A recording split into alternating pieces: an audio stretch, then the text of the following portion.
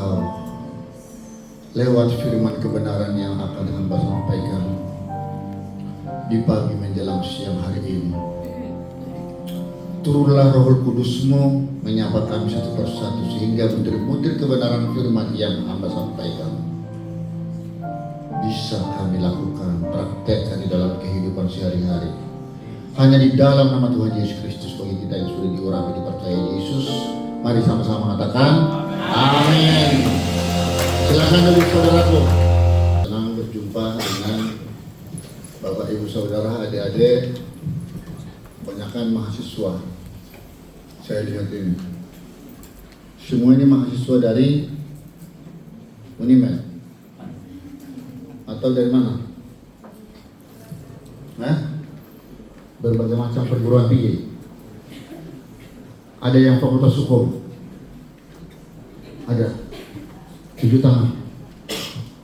Fakultas hukum. Yang di bawah atau yang di atas, atau mungkin yang live streaming ya. Oh begitu ya. Bagus. Baik.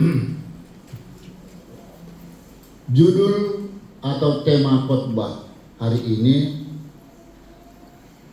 apalagi nanti juga perjamuan kudus ya, bukti nyata Roh Kudus terlahir atau berurat akar di dalam jiwa pribadimu. Betulkah? Mari kita perhatikan. Di dalam tubuh jasmani lahiriah itu sebenarnya terdiri dari banyak roh.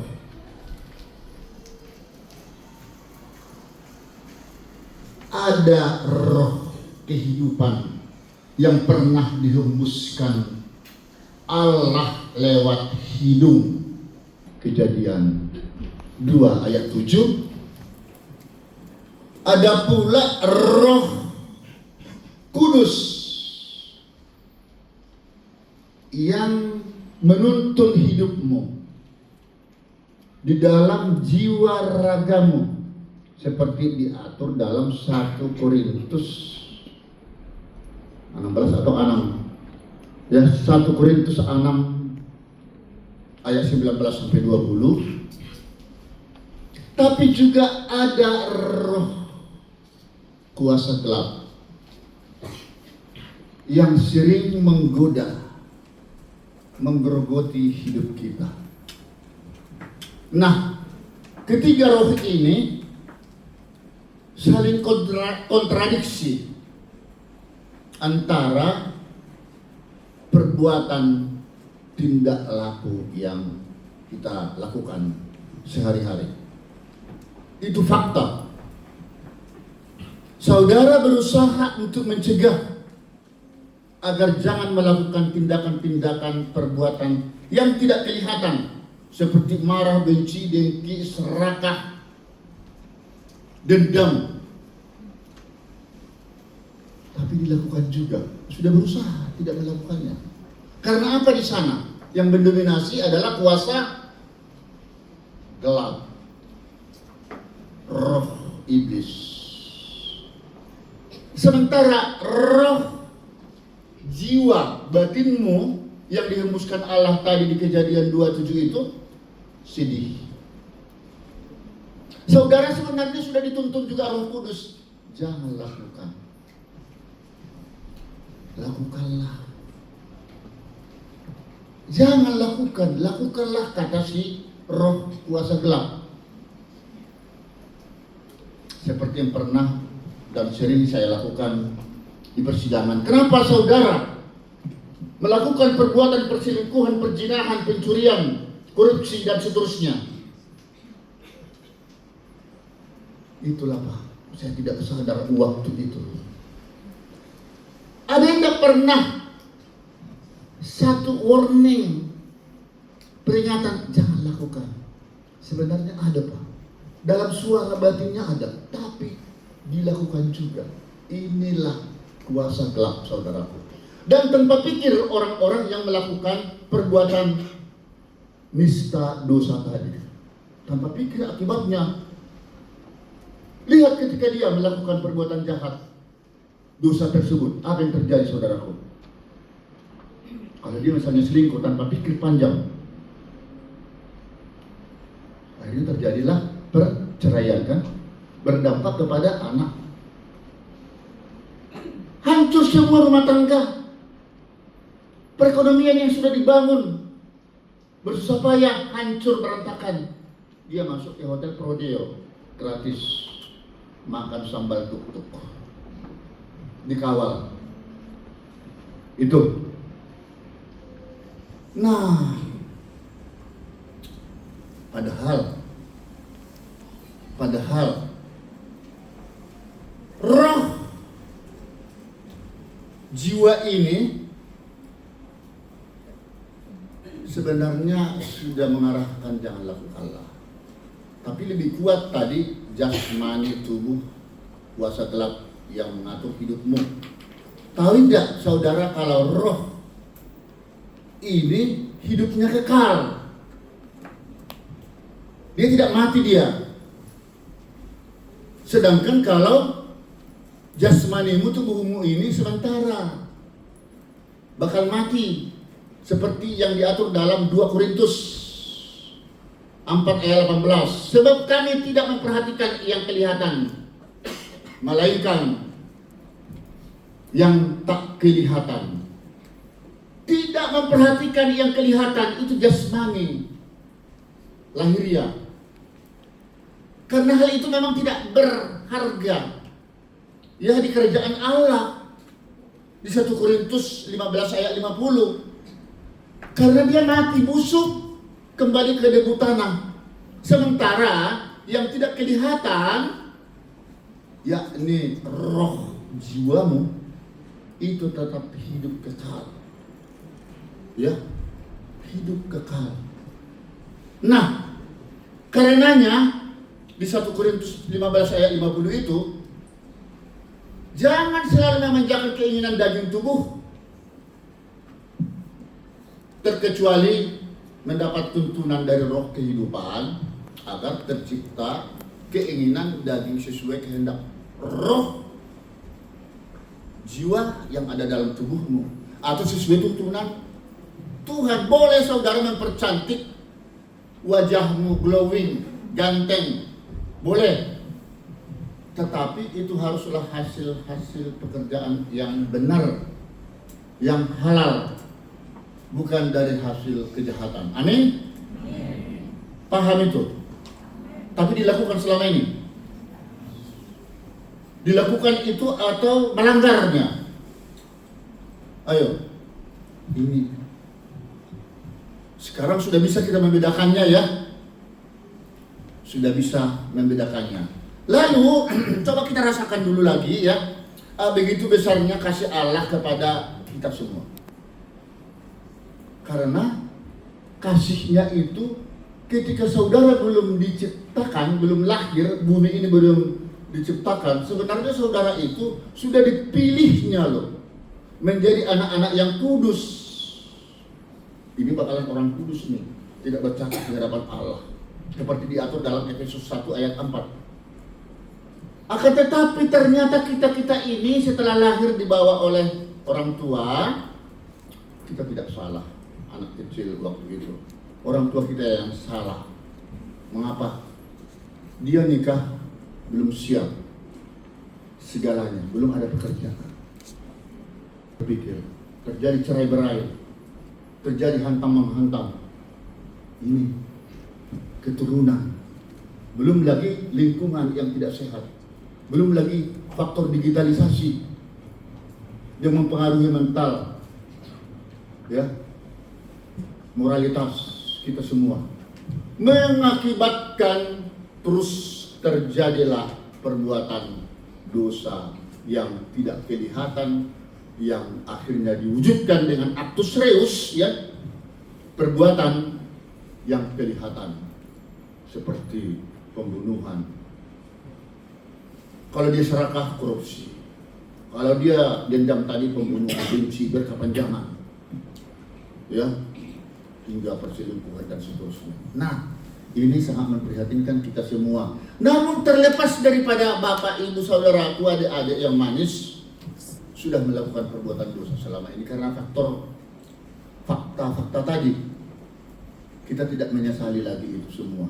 Karena Tuhan Yesus datang ke bumi ini untuk pertama kali adalah membawa damai, yakni mencari orang-orang kita yang berdosa ini. Paham? Supaya apa? Bertobat. Sudahlah, di Lukas 5 ayat 32. Jadi yang orang-orang yang sudah benar teruslah berbuat benar, yang berbuat salah ratapi, perkarakanlah itu kepada Tuhan, karena akhirnya nanti semua perbuatan-perbuatanmu akan dibawa Allah kepada tahta Kristus, baik tersembunyi benar atau tidak, ya, seperti dicatat di dalam Pengkhotbah 12 ayat 14. Catat dulu. Pengkhotbah 12 ayat 14. Ini apabila itu nanti tidak saudara segera selesaikan kedatangan Kristus yang ke-1 ini, hancur, percuma, ngeri. Saudara mungkin karena belum pernah mati, belum pernah ke api neraka, makanya belum takut.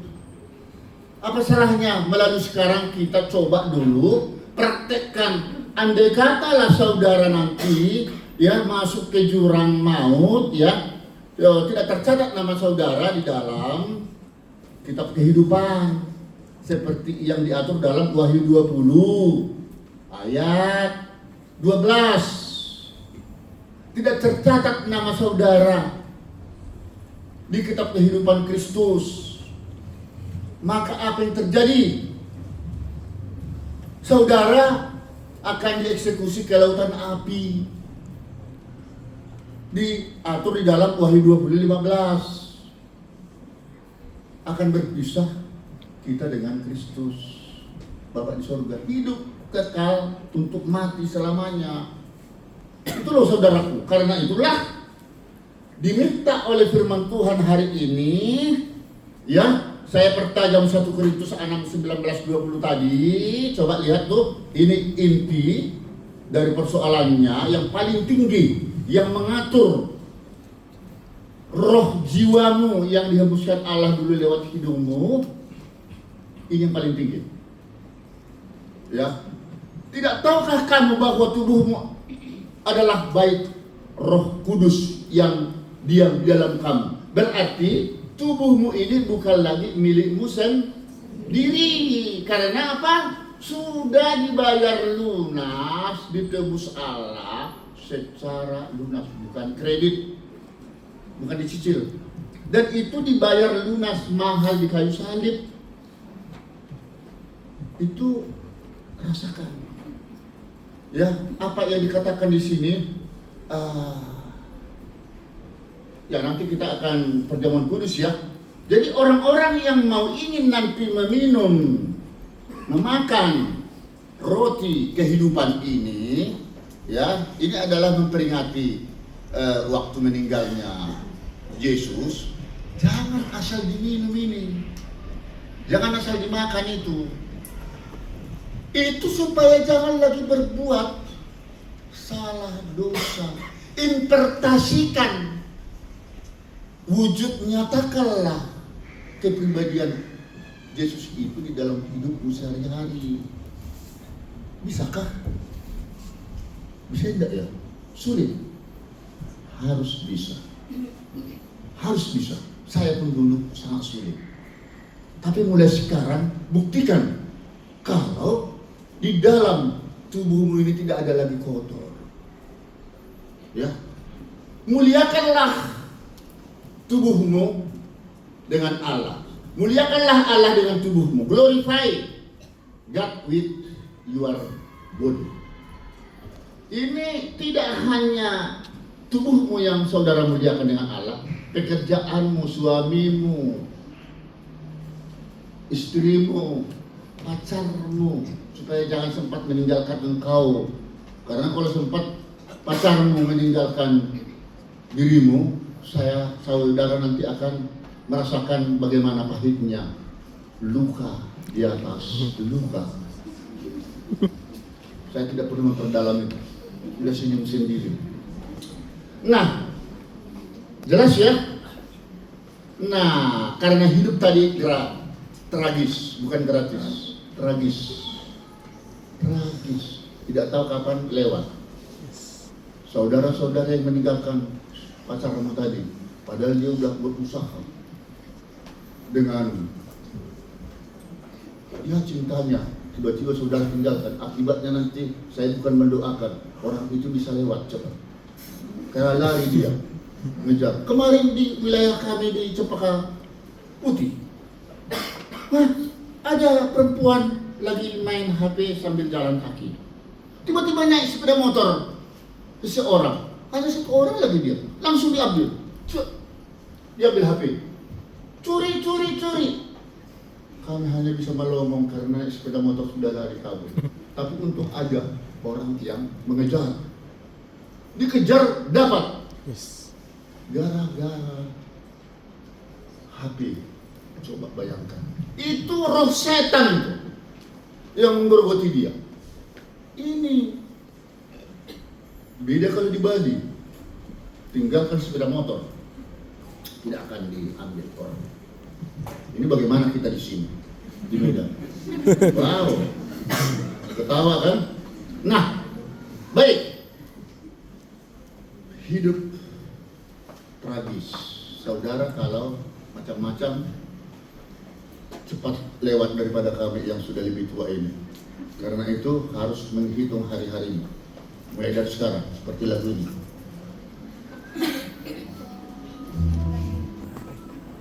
Betapa singkatnya hari. Kalau bisa saya didampingi, jadi bagus ya.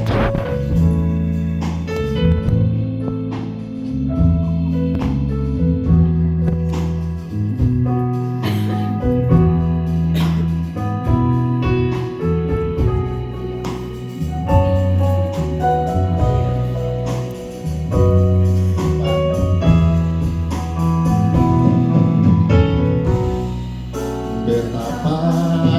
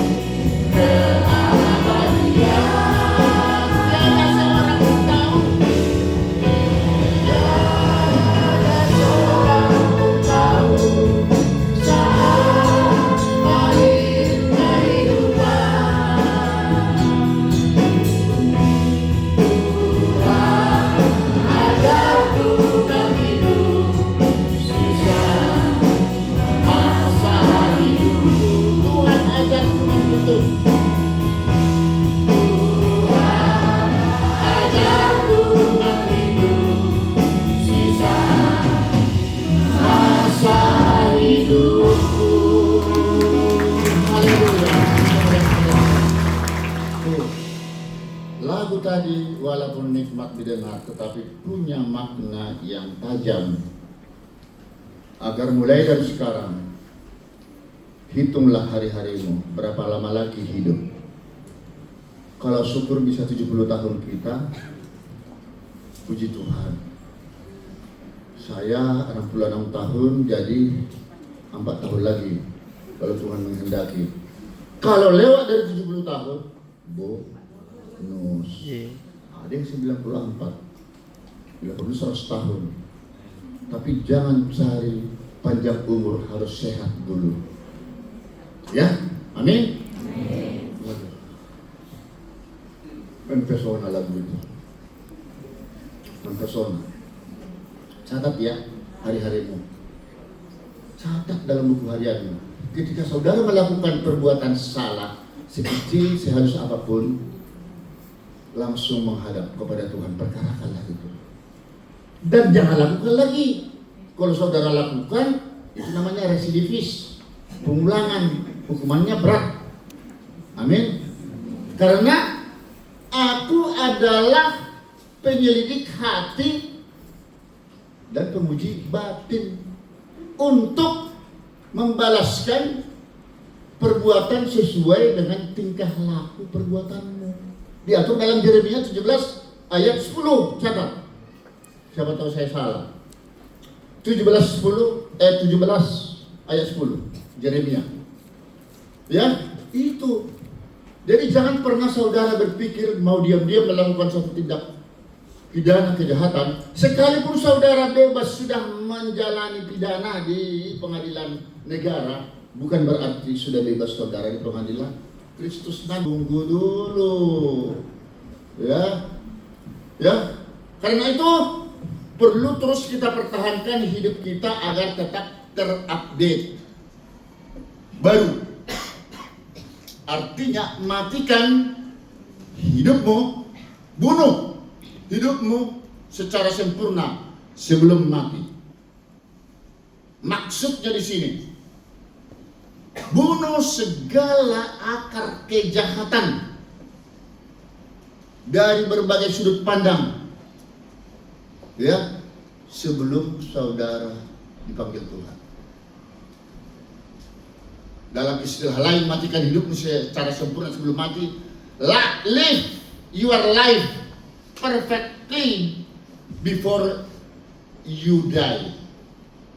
Karena kalau sudah sempat mati tadi, maka tidak ada lagi alasan untuk bertobat. Di penghakiman terakhir nanti akhirnya saudara tinggal diminta penghakiman terakhir kesalahan, dan yang diadili nanti di situ adalah roh jiwamu yang kekal tadi.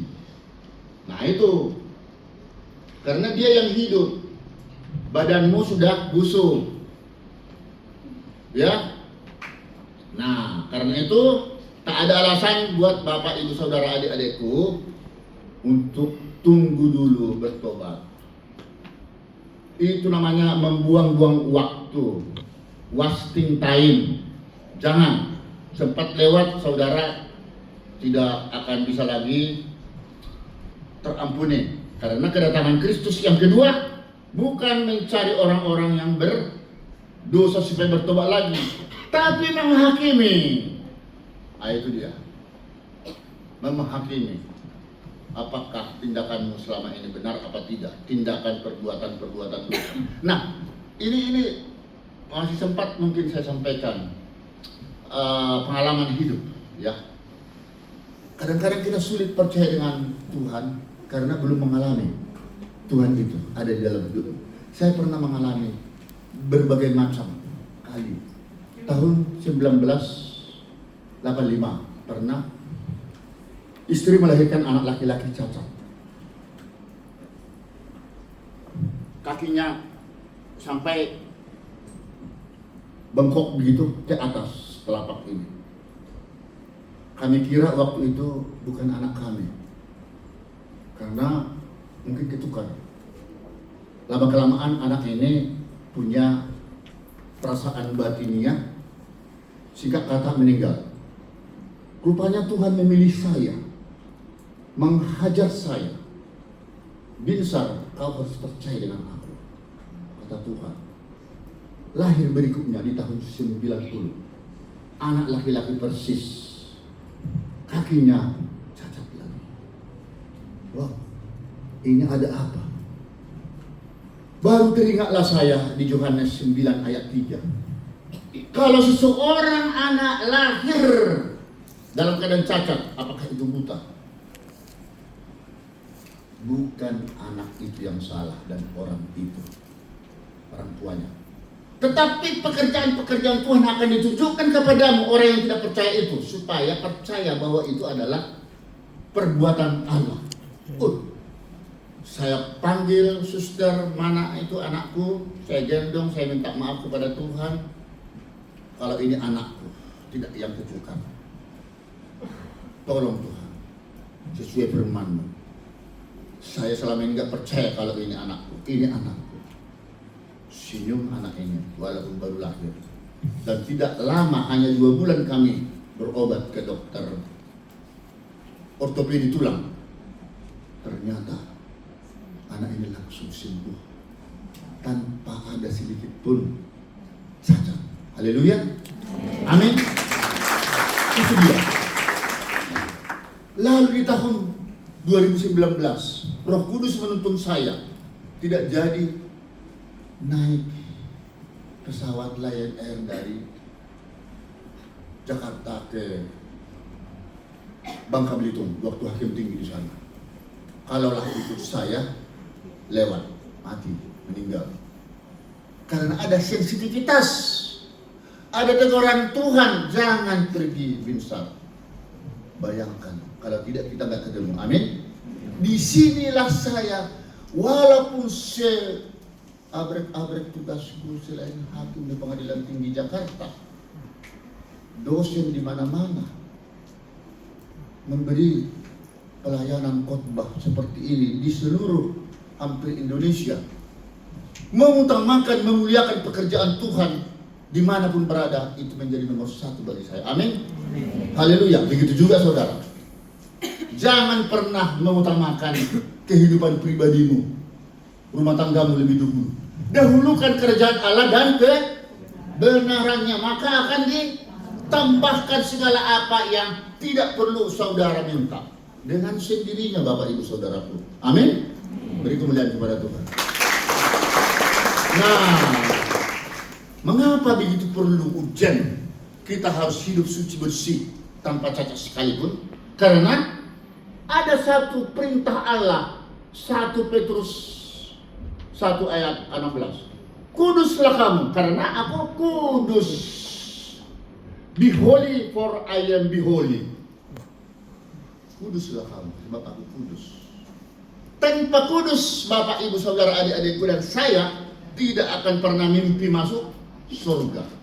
Karena Tuhan Yesus sudah berfirman, itu nyata-nyata dikatakan di dalam Yohanes 14 ayat 6. Wah, udah pintar dia, cepat dia. Ya. Akulah jalan. I am the way. Kebenaran, the truth, dan hidup, the life. Tanpa aku, saudara tidak akan masuk ke kerajaan Allah. Ini kunci daripada firman ini. Jadi tidak macam angin surga atau kaleng-kaleng kalau dikatakan kamu harus bersiap, harus bersiap. Itu syaratnya, karena tanpa itu tidak akan mungkin kita masuk surga. Amin.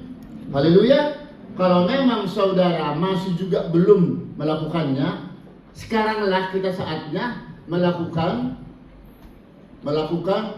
perbuatan yang baik seperti apa yang disukai oleh Roh kehidupan, Roh Kudus. Jangan lagi menggunakan roh kegelapan, iblis yang menghantui pribadimu. Amin.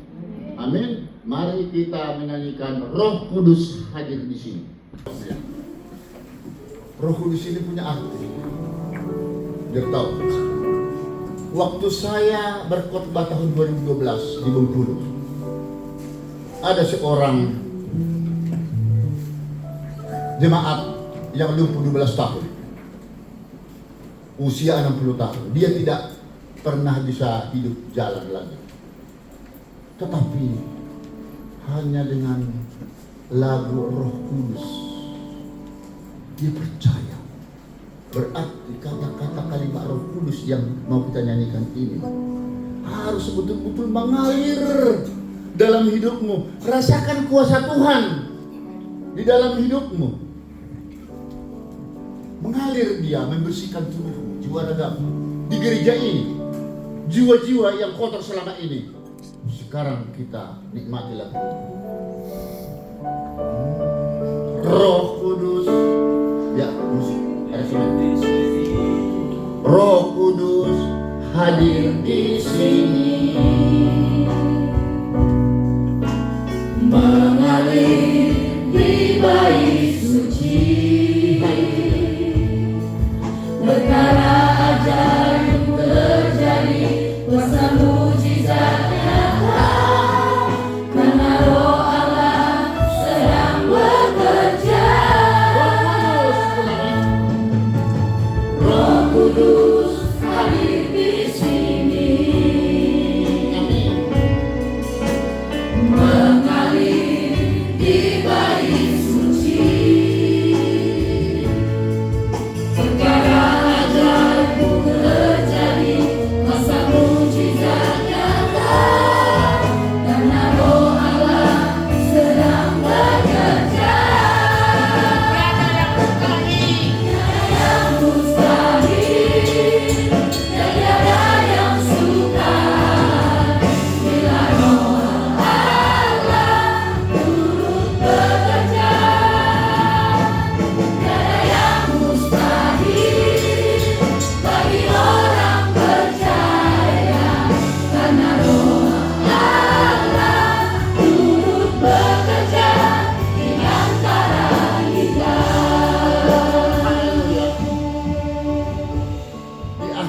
Ibadah ini Tuhan, kalau ada para jemaat-jemaat kami tercinta mengalami satu sakit penyakit yang begitu parah, rumah tangga yang sudah mulai retak, perekonomian yang sudah tidak jelas karena berbagai dosa salah yang dilakukan tanpa disadarinya.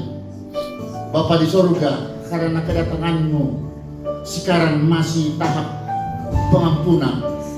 Ampuni Tuhan kami semua. Ampuni kami Tuhan, kami mau ingin bertobat. Terima Roh Kudus mengalir dalam hidupmu, darahmu. Pastikan hidupmu Roh Tuhan sekarang yang memimpin saudara. Kapanpun, saatpun, anytime, anywhere. Oh Yesus, kami sangat merindukan jamahan urapan Tuhan terhadap kami satu persatu. Pasti semuanya bisa terselesaikan secara ajaib yang tidak pernah kami pikirkan, semuanya akan terjadi. Haleluya Bapak di surga. Kami doakan juga Bapak Pendeta Gembala senior kami, Bapak Bambang Yonan, Pak Edi Praitno, Bapak Sifuhanus, dan rekan-rekan hamba-hambanya yang ada di sini. Biarlah kiranya Tuhan memberkati semua kami yang ada di sini hanya di dalam nama Tuhan Yesus Kristus. Bagi kita yang sudah diurapi dipercaya Tuhan, mari sama-sama mengatakan amin. Beri kemuliaan kepada Tuhan.